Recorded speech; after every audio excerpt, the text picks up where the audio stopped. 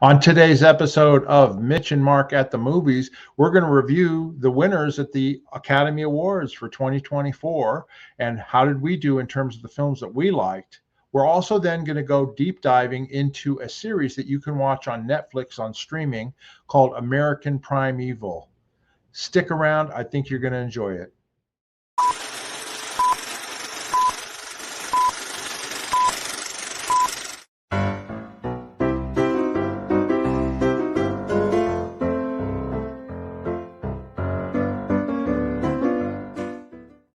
Hi, everybody. Welcome to our show, Mitch and Mark at the Movies. My name is Mark Fisher, of course, and I'm here with Mitch Brisker. How you doing, Mitch? I'm doing good. How are you, Mark? I'm great. We've got a good show for everybody today. The Academy Awards, the Oscars were last weekend, and we're going to do a review of the winners and what we thought of the show and all that. And then we're going to get into a series that's on Netflix that you had mentioned several weeks ago, but I actually got a chance to watch it and really liked it, called American Primeval. So we'll go into that as well. So we get right into the Oscars? Okay, great.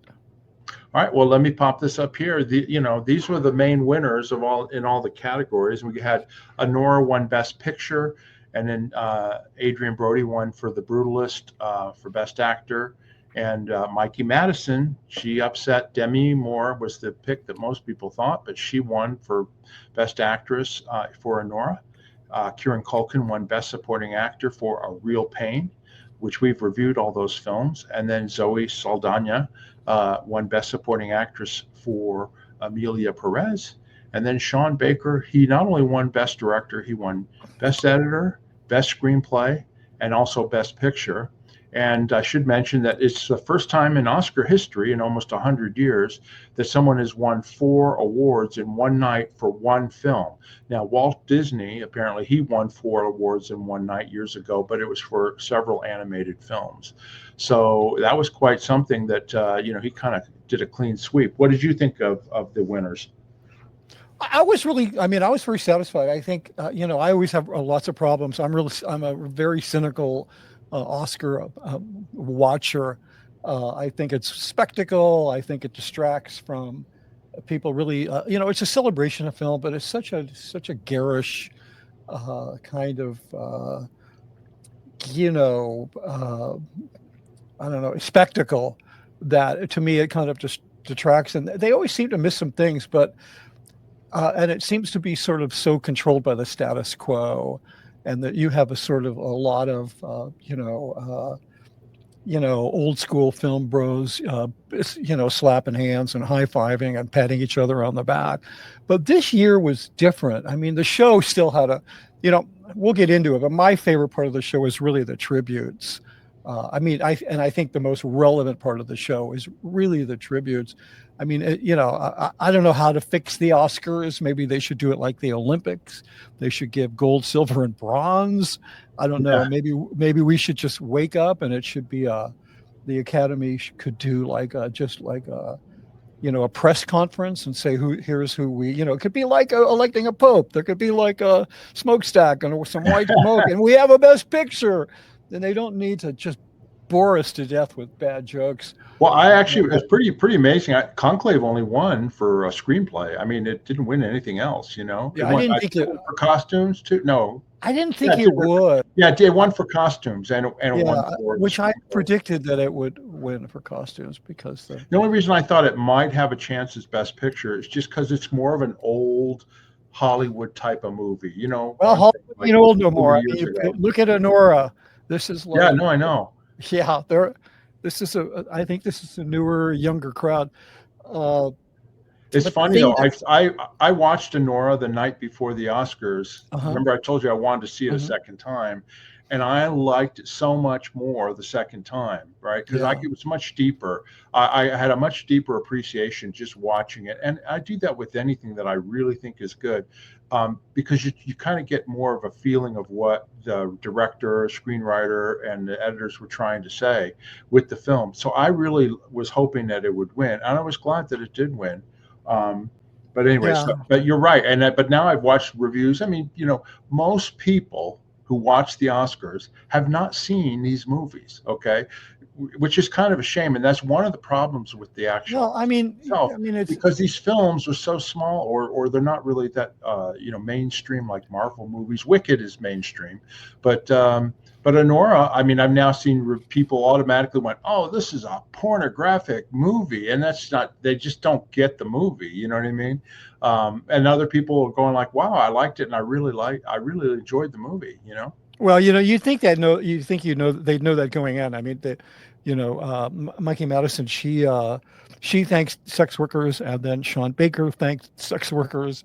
So, and did a big shout out of support to that community. So you'd think that they would know maybe it's not their fair, but I think what you just mentioned is exactly defines my problem with the Oscars is that films need that kind of marketing, and it really is just a big marketing attempt because it's a marketing platform for these films because people are waiting to see what films win so they can make a more studied decision about how to spend their movie going dollar. They want to go see films that won Oscars. So there's a lot of marketing that goes in. But what I was so satisfied in this, the reason I walked away. Oh, and by the way, I just have to say, the night before the Oscars, what film did I watch? I watched Lawrence of Arabia because I just kind of wanted to. I came across it accidentally. I mean, I probably own it on every. I've bought that film in every format. I saw it in the theater when it came out. Blah blah blah. But it kind of when I said, yeah, I'm going to watch this because it helped me sort of recalibrate my standard of what a good film is before I watch the Oscars. Like, does it hold up to that kind of scrutiny? Because people may be hot and cold about Lawrence of Arabia, but it is, in my view, it's the best screenplay ever written. Peter O'Toole, who was introduced in that film, gave one of the best performances in film history. The production design, everything about that film is so spectacular. And anyway, I watched that. But the thing that was so exciting to me, is so satisfying about this Oscars, is that the two films that won the most awards were independent films. And as a result of that, I have to give a little shout out to Roger Corman, who I believe created the space, which then solidified into the independent film domain, where these films. I mean, I think The Brutalist cost $7 million, I believe, and Anora was $10 million. I mean, and these films, and they're unprecedented Oscar winners, and I happen to notice that I had forgotten that Roger Corman had passed away this year or last year, and he was included in the tribute. As far as I was concerned, they could have done the entire Oscars as a thank you to Roger Corman. A lot of people may not know who he is. I don't want to go into it. You do, and but the thing that one of Roger Corman's big contributions. I mean, he made a lot of what people call schlock and they call drive-in movies. And he would famously sit in screenings and say, you need a shower scene there and you need some nudity there. And because he knew what would get, teenage boys to the theater, whatever, males to the theater or to the drive-ins or whatever. But he also had this uncanny ability to spot talent and to give them a break and platform them and support them while not, paying them very much or giving them whatever, because he was really the king of low budget, but he never lost money on a film. But some of his discoveries, as we were discussing earlier, Jack Nicholson, Ron Howard, he gave Ron Howard his first directing job. He gave Jack Nicholson his first acting role in a film. Jonathan Demme, How about George Lucas? Wouldn't George Lucas? He never worked for Corman. He wasn't a Corman. Who was the other one I'm thinking? The guy, his name escapes me. He did the guy who did Gremlins. I just can't think of his name. Oh, Joe Dante. Yeah, Joe Dante, and most famously probably Jonathan Demme, but also somebody that gets overlooked a lot as a Corman alumni is John Sayles. And if you're not familiar with John Sayles, he was part of this graduating class that beget these amazing, earth-shattering, genre-busting, revolutionary films like Silence of the Lambs. But John Sayles, I think his first job for Corman was writing the script for a horror film called Piranha, right? So he done a lot of work like that. But then when he got, graduated from the Corman School, he did 8 Men Out. He did Mate One. 8 Men Out was about what was it, the 1918? There was a World Series back in the teens last century that was thrown by the team. It was the Black Sox scandal. I think it was the White Sox. Yeah. Or the Red Sox. Sox. The White Sox, but they called it the Black Sox. Okay. Yeah. But he did a very important film about that. He did a film about America's most important union revolt, a film called Mate One about train workers strike.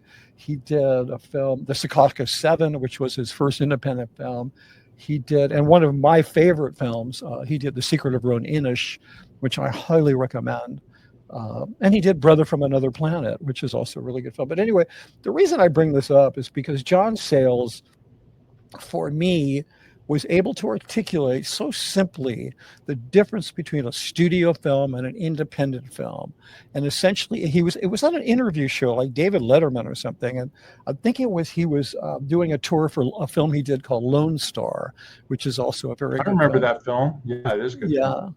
Yeah. And John Sayles was also a very good actor, as was Roger Corman.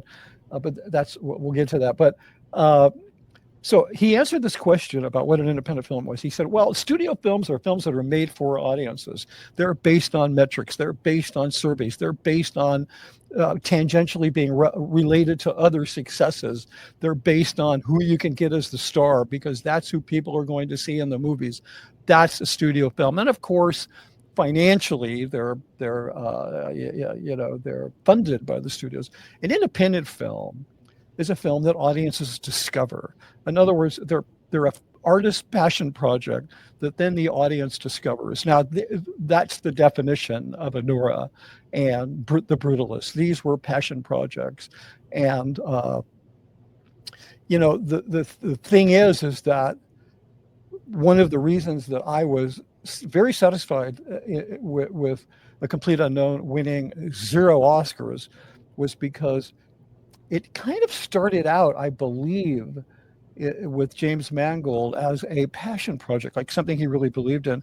But the waters he navigated, the path he navigated to get the film made and put in theaters, it became a studio film because everything about it, the release date, the star, the main actor or actors, everything about it just was a film made for an audience. So it was not a film audiences were ever going to discover. So it didn't have that extra special magic, which these 2 other films that won most of the significant Oscars had. I mean, my only disappointment about A Complete Unknown is I thought that Ed Norton should have gotten that Oscar.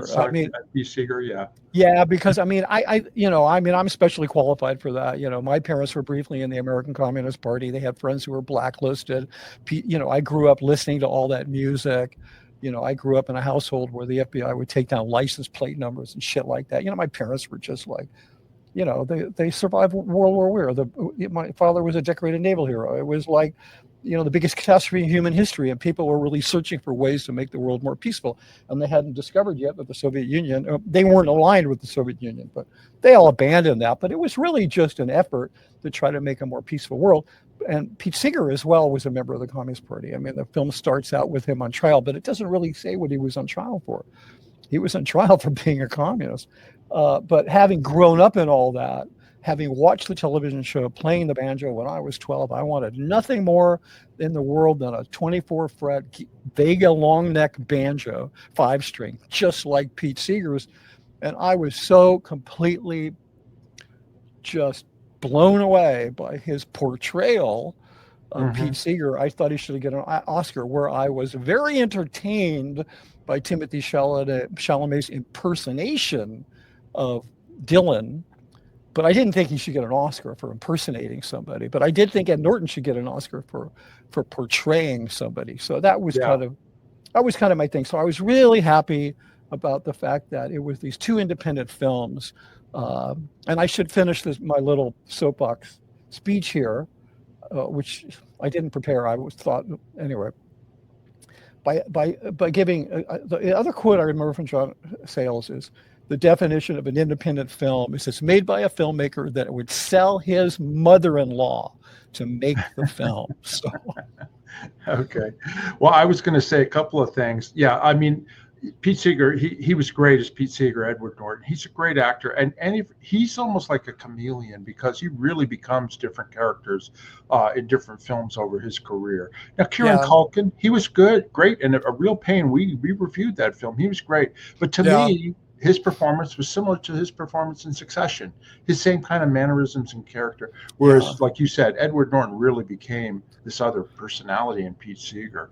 The other thing that Zoe Well, he, Saldana and Amelia Perez, she did great. I was happy she won, but they did the other the actor, the trans actress, she was there, and I think that hurt her. The whole controversy of her Twitter world and all that from before.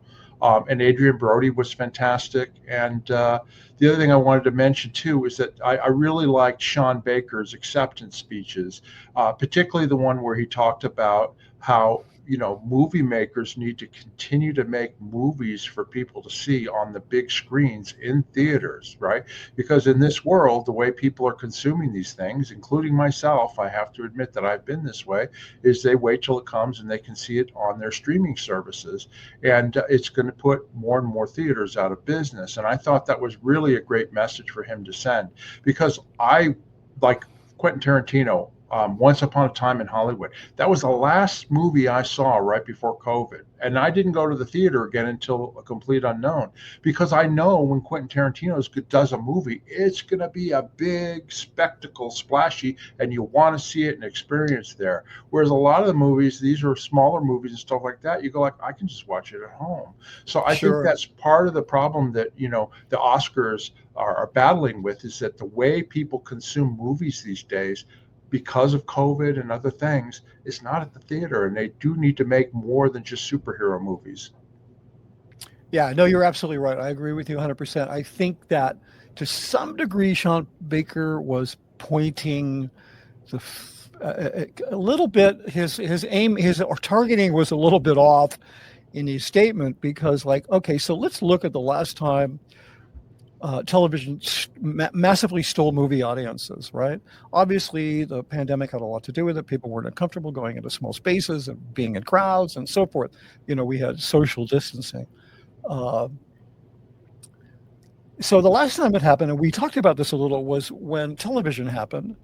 It stole audiences, and so in response, the theaters said, "Well, what can we do in the movies in the theaters that we can't do at home? Well, we can."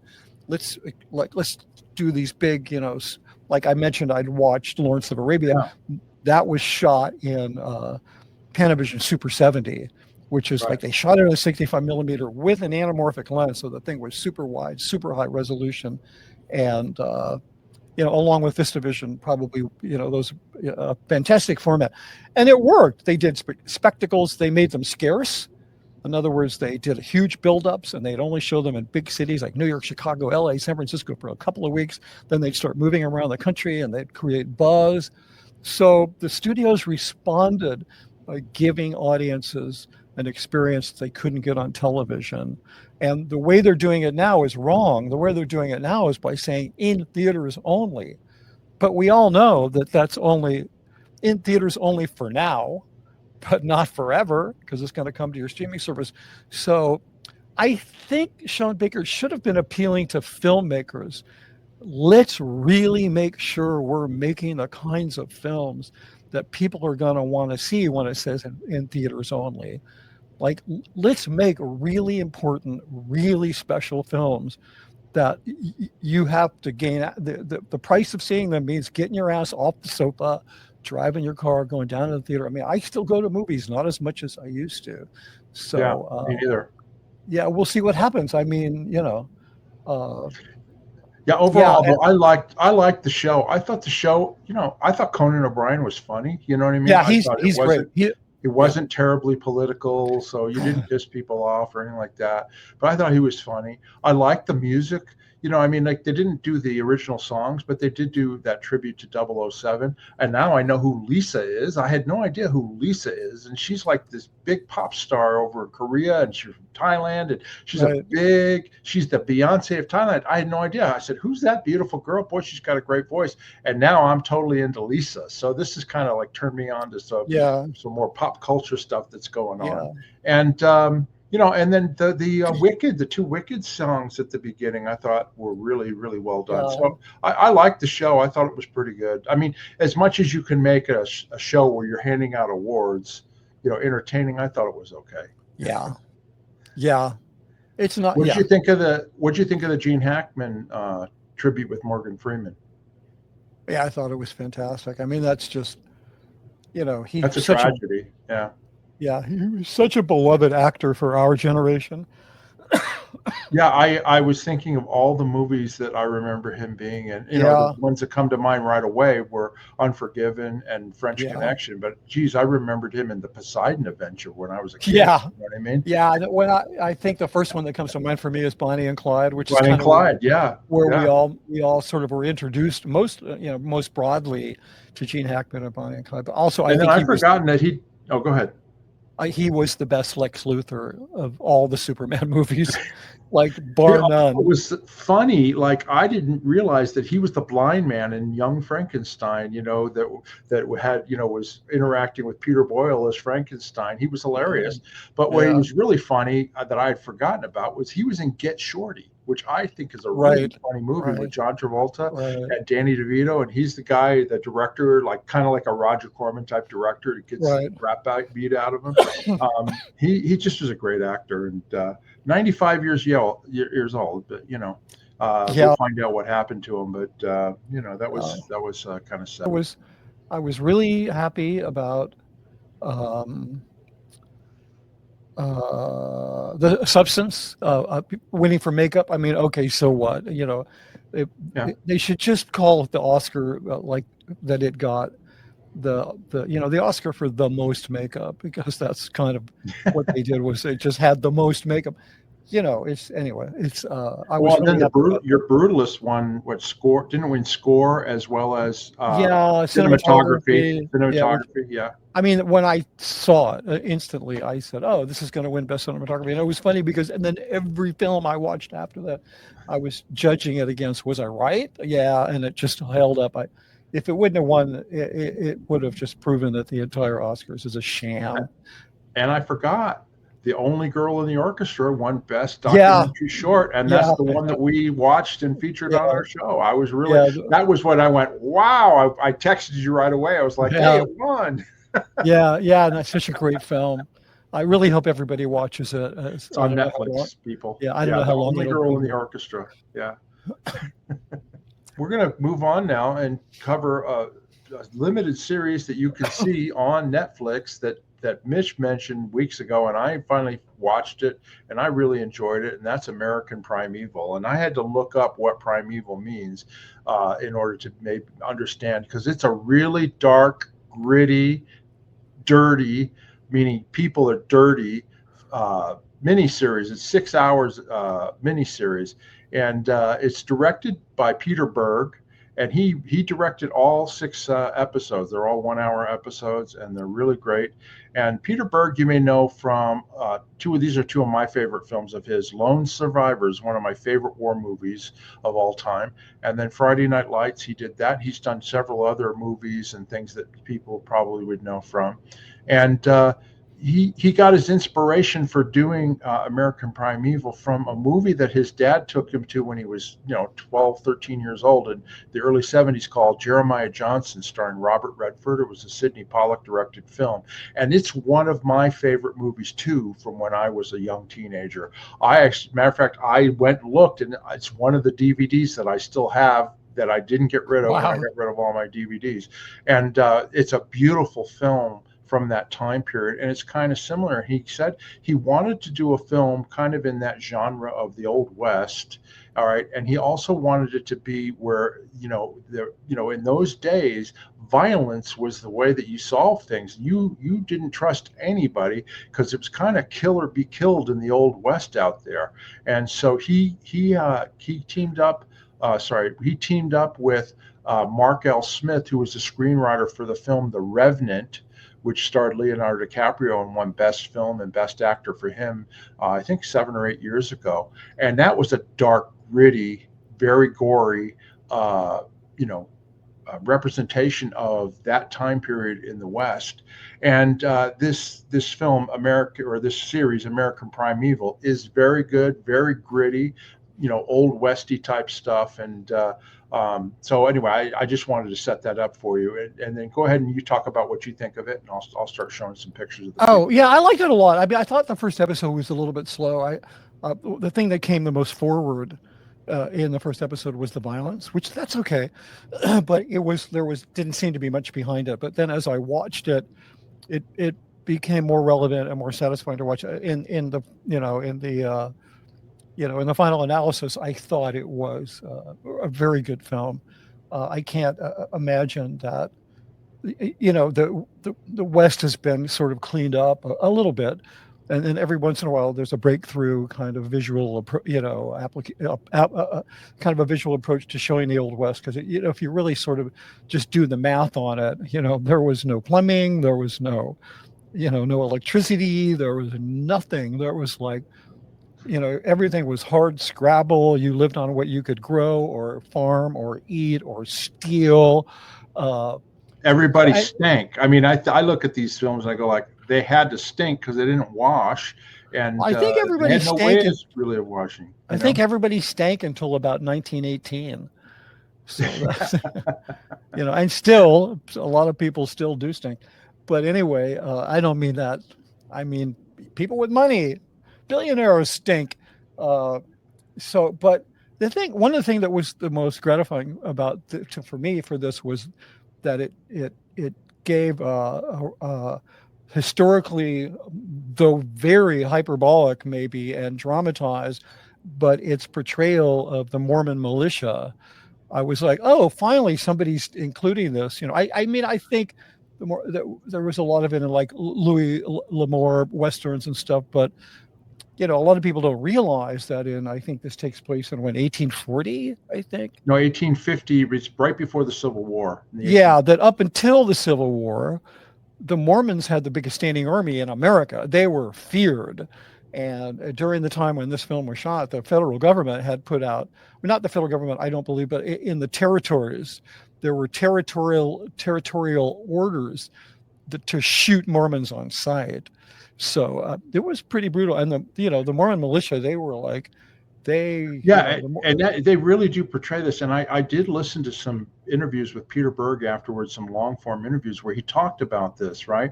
And you're right. And it was a something Mountain Massacre is portrayed in the first episode of the series, right? Where the Mormon militia and some Native American tribes that they enlisted to help them attacked these settlers and killed hundreds of settlers. Just massacred them, right? And he looked into this thing. As a matter of fact, he said the Mormon Church actually helped him in putting this together.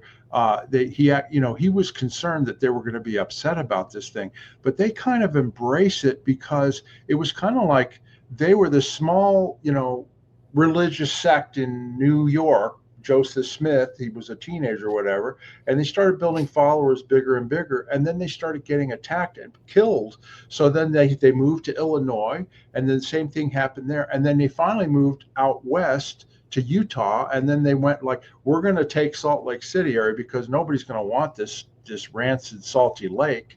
And that's what they were defending. They basically were defending themselves against the U.S. military, and it's portrayed in here. So they were like, I hate to say this, but it's kind of like that was how they were trying to survive. Now they also had some, I'm not. Well, okay. I'm not defending what they did. But hold on one sec. But the whole point of this thing was when you watch this whole series, it was kill or be killed. It seemed like in every sequence, not Right. just the Brigham Young people, but also the main character who I was going to show you, Taylor Kitsch played. I mean, literally anybody you ran into along the way, he didn't trust them, and this woman that was with him was like, oh, let's go help this little girl, and boom, it was like, no, we're going to rape you, kill you, and take everything that you have, Yeah. so that was kind of the times. Yeah, well, I mean, he was selecting for that kind of content. Like he was, I'm sure there was other religious groups that were doing like missionary work and helping people. And there were Indians that were nonviolent and that were helpful. But he was cutting this path through this very violent stuff. But in terms of, I didn't see any interviews with Berg about the Mormons helping about, that's probably part of their effort to whitewash their violent past, because keep in mind, there was a thing, you can Google it, you can read about it, called the Great Mormon Handcart Tragedy, where they were trafficking people from Europe, from Britain, Ireland. They were trafficking them to America with the promise that they would be special holy people and they would be accepted into this new land, Zion. They gave them really crappy handcarts and forced them to push them across the Old West, across the frontier to Salt Lake City. Along the way, they just committed genocide against the Indians. Today, they do reenactments of of Mormons pushing handcarts. They do these reenactments as though it was like some really holy thing. So they've kind of really rewritten this. But I mean, they weren't just defending themselves, Well, you gotta admit though, they don't, in this thing, Brigham Young does not come off as like some savior. Oh, no. He's like, I don't want to know about it, but go kill these people. I mean, Yeah, his attitude. And I'm going to buy your town, and if not, I'm going to take it from you. I mean, they were not virtuous people. Yeah, no, I mean the reason that the townspeople of Southern Illinois broke into the jail and hung John Smith was because he sent people Joseph Smith, sorry. He'd sent his people in to take over the press, because the press was printing unkind things about them. And, there was, the Mormons were doing all kinds of terrible things. And then they created this whole whitewash, like you hear, well, the reason, and I've heard this from Mormons, so many of the Mormon men died in all these conflagrations that the other men took them in as wives. And so that's where polygamy came from, which is ridiculous, because polygamy was invented by Joseph Smith in New York before there were any problems. So there's a lot of that kind of stuff that, it's kind of intertwining stories too in the American Primeval. Taylor Kitsch he's literally the main character, and he's a separate story, but he's kind of intertwined with the other stories about the Mormon massacre and this and that. And Taylor Kitsch, he's kind of a go-to actor for Peter Berg. I mean, he was the main guy in Lone Survivor next to Mark Wahlberg. He also was in Friday Night Lights, and he's really great. He's kind of like this mountain man trapper, kind of like in the vein of Robert Redford and Jeremiah Johnson. And he's basically there to help a woman. There she is right there, Betty Gilpin, and her young son, who are being pursued from the East Coast, and they're heading west to find her husband. And they basically have hired him to take them to find the place where her husband is. And there's all sorts of intertwining stories regarding that. But Betty Gilpin and Taylor, they were both excellent, I thought, in this film. Yeah. The other thing that they portrayed, like you said, this is like kind of like the massacre sort of area and all that. They shot the whole series in New Mexico on Indian reservations with the Native Americans, Native American reservations, with the Native Americans participating, and they show them in a good light in a lot of ways as well. Well, let me just stop you. They focused on two tribes. Well, can you mention that? Okay, let me roll through this and then you can go back to it. Okay. Anyway, so they shot, this is the sequence, the Mormon massacre. But Peter Berg, when he shot this, it was all filmed on location in New Mexico on Indian reservations, Native American reservations, and literally none of it was shot in a studio. They shot it all there, in the snow, with the elements, the whole bit. And one of the things Peter Berg likes to do that I found out from listening to him and all that is he has multiple cameras running. And I know a lot of directors do this, but he also likes to get behind the camera. Here he is on a horse with a camera. And so they shoot things from all different angles. And then, rather than shooting like a long shot and then moving in for closer and this and that, he likes to shoot lots of things. And that way they can pick and choose and get it done much quicker. So anyway, so the action is great. This is the Native American tribes. The Shoshone were the tribe, one of the tribes. The other was the Paiutes that they showed as well. This actor here, Derek Hinkey, he plays Red Feather, who was one of the main warriors for the Shoshone tribe. And he actually was great too. I thought that there was also a girl, a really pretty girl, who played sort of a mute Native American, and she's also connected up with the Taylor and Betty's character and the son, and she did a great job too. So anyway, so they had all these people in here, and then this woman here, Sarah Lightfoot Leon, I had to look her up. She's actually from the Netherlands. She's a Dutch actress, and she's kind of like this woman that she's Mormon, and her husband is trying to find her because the Native Americans have basically taken her, and she's kind of like another part of the story, sort of like a little bit of the heart of the story as well. That'll unfold. I'm not going to give away anything there. So anyway, you wanted to mention something? Well, no, I was going to mention there were two tribes, and one of them, they kind of contrasted these two tribes. One which was kind of helpful and kind of friendly, but they were sympathetic and they were helpful. And there was another tribe. I can't remember which. The Shoshone were the ones that were the sympathetic, helpful ones. Yeah, and then the other ones were the Paiutes. And it's just like all cultures, we tend to focus on race when we should be focusing on culture, because we tend to think of all Native Americans as a race, which they're not. We think of all white people as a race, which they're not. But the thing that causes conflict is really not race, it's culture, because race is a made up. Yeah, I mean, it does, but it's a made up thing. It's not real, or culture is a real thing. And they did a pretty good job and so my point is some Indian cultures were very violent. A lot of the names we have for Indians, for native tribes, are the names that the people, the Indians, the Native Americans that were, and I got to tell you, a lot of Indians don't mind call themselves Indians. So that it's trust me, I'm a lifelong Washington Redskin fan, and the Indians like the term Redskins. Yeah, it's woke white people who got rid of it. Anyway. Well, remember in the location of our former employer, they had the Saboba Indians, and God damn it, they call themselves Indians. I mean, they are. They had to have no problem with it. So, but anyway, the Native Americans, the tribes that were helping, let's say the cavalry and so forth, they'd say, well, those are the so-and-so, but that was a bad name for them. So a lot of these tribal names that we have are not necessarily the original names, but the portrayal of the Shoshones and the Paiutes was really accurate, which was very satisfying. But, the Taylor Kitsch main character for me, because I tend to frame things through these kinds of stories, through other stories that are familiar to me. And this character is very much a samurai character, much more than a Western character. It's the broken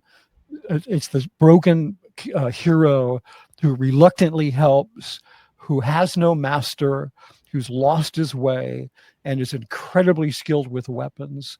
That's a Japanese concept, that's one of the great cultural crosstalk contributions that Japanese samurai films gave us, which we use in Westerns. And likewise, we gave the Japanese this kind of quick draw, outlaw sort of persona, which then they use in their films. So I'm always going to find a way to talk about that, but it's really an incredible way. I hadn't thought about that. But that's a great point. I mean, really, I had never. Yeah, he's right out of a song. He's right out of it. You could just take this film and you could make the people villagers, and you could make him a samurai, and you would have like the seven samurai, the one samurai. You know, it would it's so much a Japanese film, which I liked. I mean, I liked seeing these kind of these sort of cultural iconic stories be translated into other cultures. I think it's a really healthy thing to do, because Oh, absolutely. it helps us see the ways in which we have commonality, which is Well, why and the other we thing, yeah. Well, I go ahead. should say Okay. it's why we need the communal experience of going to a theater with Yeah. strangers and all having the same reaction at the same time. I think it is one of the things that helps bind us. These kinds of experiences help bind us. The internet, the promise of the internet was it was going to bring people closer, which it has. But in order to be closer, you have to go in a dark room and stare at a computer all by yourself. So it's kind of not necessarily a healthy experience. Yeah, I was going to say, And they need to bring the prices down. yeah. Mark, they need to bring the prices down. A family of four can't afford to go to the movies. No, no, you're right. Even if they did it like matinees and lowered the prices there, which is, Whatever, the they family should. could go. Yeah, absolutely. Yeah. I was going to say though, this film or this series, American Primeval, I hadn't thought about that as far as the Japanese samurai type thing, but it totally true. The other thing I just wanted to let everybody know, okay, it's really entertaining, but I want to mention too, it's very gory. Okay, meaning Yeah. the thing that I thought was realistic to me, and he calls it American Primeval, is that, we've always had this vision of the John Wayne Western where everybody's kind of nicely dressed with their, bandana wrapped around their thing and this and that. Not all, but the old TV shows and stuff like that. Yeah. This is gritty, and it really gives you an appreciation, because I live in the desert, and I constantly look across the desert and I went like, who in their right mind would actually start trekking across this desert to run into a mountain, to then get over that mountain, to then trek across another desert to get, and it's just like, it just blows your mind in terms of the courage of these people that frontiersmen that came across our land and discovered it, because it really, and this really gave me an appreciation of how gritty, dirty, and how it's kill or be killed in a lot of senses, a lot of cases.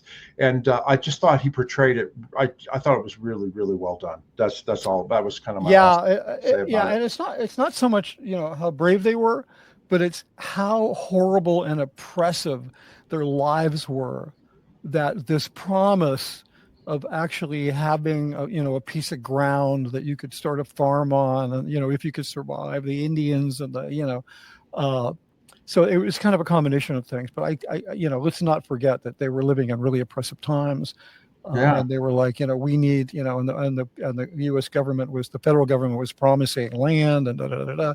So yeah, it's a really interesting time. I'll tell you, I once spent 10 days filming at in my prior life. They were some promotional films for Porsche, and I spent like 10 days filming at Salt Lake.